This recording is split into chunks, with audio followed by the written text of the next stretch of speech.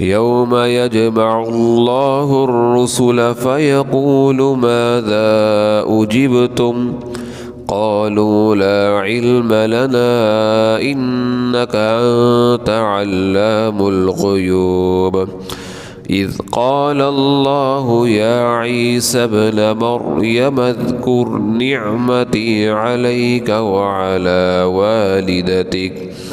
إذ أيدتك بروح القدس تكلم الناس في المهد وكهلا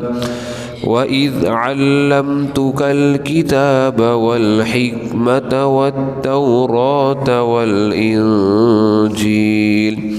وإذ تخلق من الطين كهيئة الطير بإذني فتنفخ فيها فتكون طيرا بإذني وتبرئ الأكمه والأبرص بإذني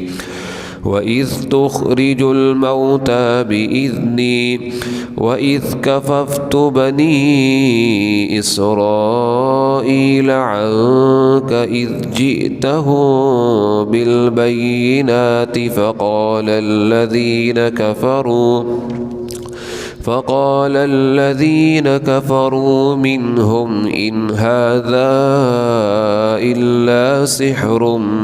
مبين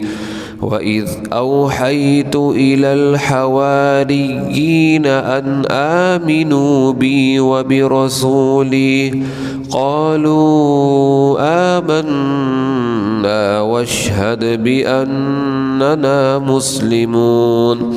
إذ قال الحواريون يا عيسى ابن مريم هل يستطيع ربك أن ينزل علينا مائدة من السماء قال اتقوا الله إن كنتم مؤمنين قالوا نريد أن نأكل منها وتطمئن قلوبنا ونعلم أن قد صدقتنا ونكون عليها من الشاهدين قال عيسى ابن مريم اللهم ربنا أنزل علينا مائدة من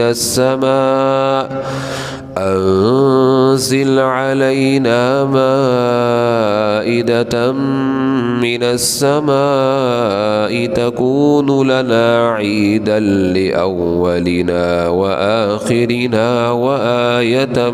منك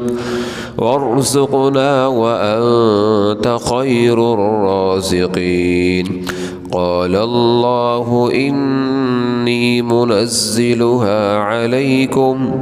فمن يكفر بعد منكم فإني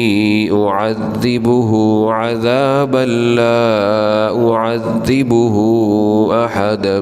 من العالمين.